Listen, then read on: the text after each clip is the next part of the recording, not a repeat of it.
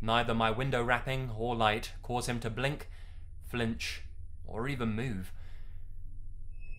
I look over, and the passenger is slumped forward onto the dash. I tried the doors, but they were locked.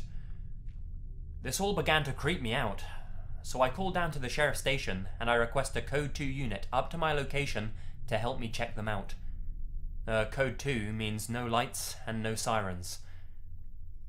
As I'm on the phone with dispatch, she asks me to get a license plate number, just as a PG&E Power Company truck comes rumbling down from up the closed road. I move to go around the truck to get the license plate number, but the car's gone. I talked to the driver of the truck, and he said there was an 80-foot tree down across the road, and that he didn't think it would be open for a day or so. So the question is, where the hell did the car go? There was a tree up one way, and a barricade down the other. It's kept me a bit unsettled when I've stopped at accidents and hazards ever since.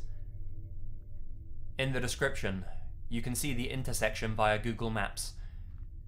The barricades were apparently 5 feet in front of the camera, and the tree was up around the distant bend.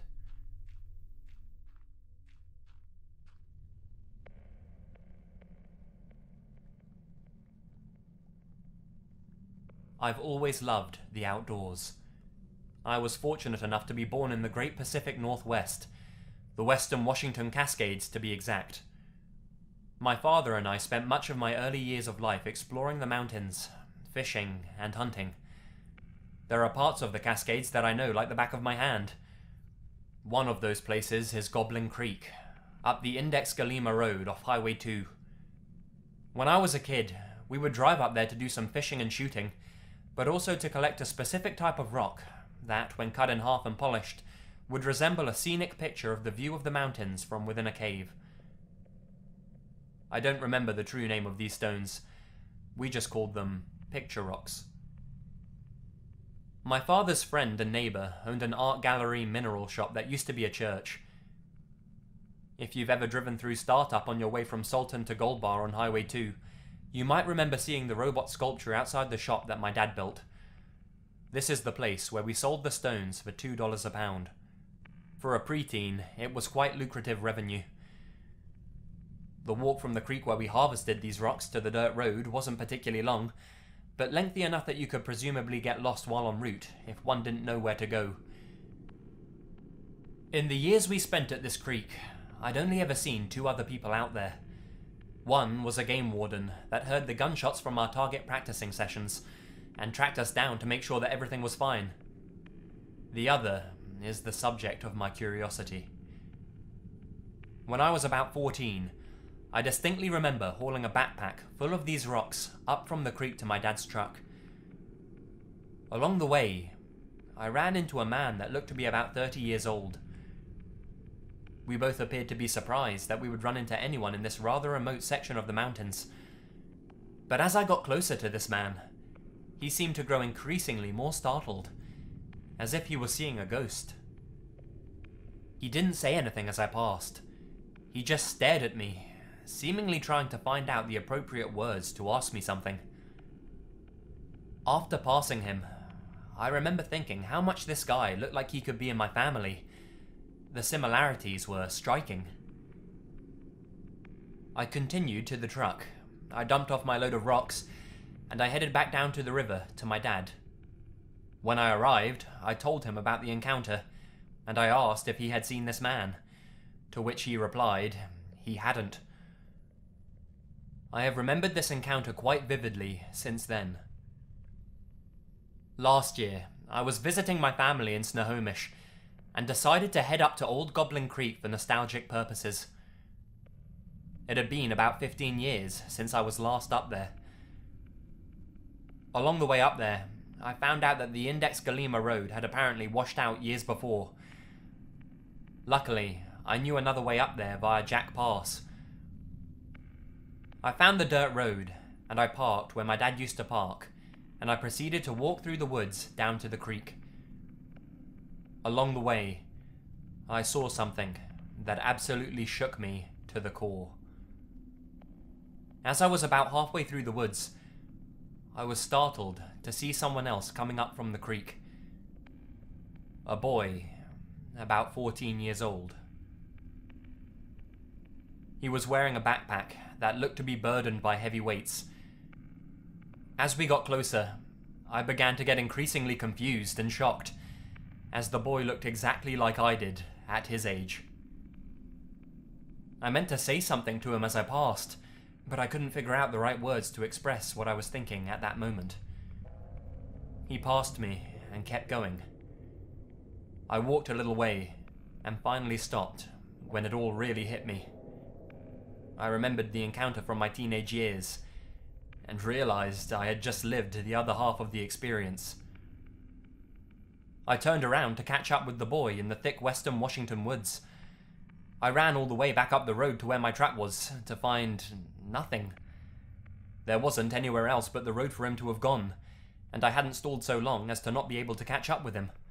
He was simply gone.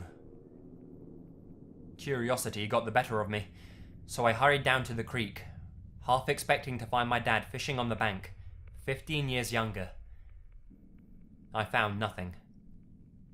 I ended up going home, and decided that this experience was just too unbelievable to tell any of my friends or family. I just wanted to get this out there to the wonderful Reddit community to see what others think, and hopefully to see if anyone else has had this type of experience as well.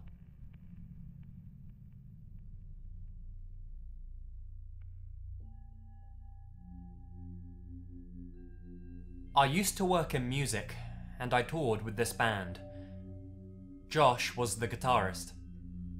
His best friend, Matt, had died a couple of years back. He always talked about the kid, and he seemed like a great guy. Josh always had this reoccurring dream where Matt was standing on this abandoned street, which, supposedly, was metaphorical for purgatory. Josh had all these conversations with Matt in these dreams, and because he had overdosed unexpectedly, he felt like his spirit was not able to move on. At the end of these dreams, Matt would always take a bulb from the streetlight on the street they were standing in the middle of.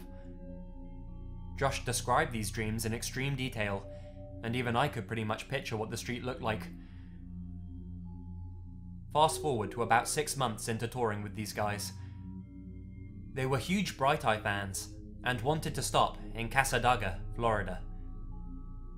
The Bright Eye singer wrote an album there, and it was a really creepy, spiritual, medium type of place. It might be worth noting that 6 out of the 7 people I was traveling with were atheists.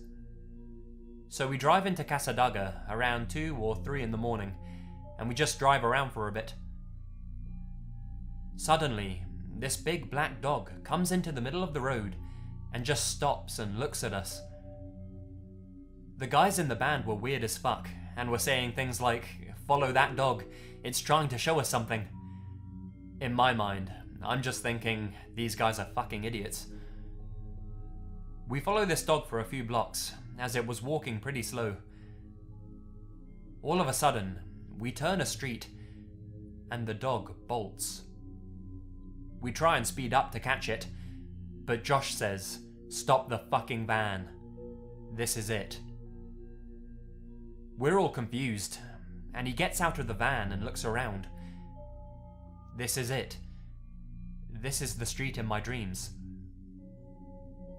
We hang around for about 15 minutes, and from the way he had described the street in his dreams, from the houses being on the left to a park on the right, it was definitely the street. As we get in the van, a street light goes off, and we just drive away. He claims he never had any more dreams about it, as that was closure on everything.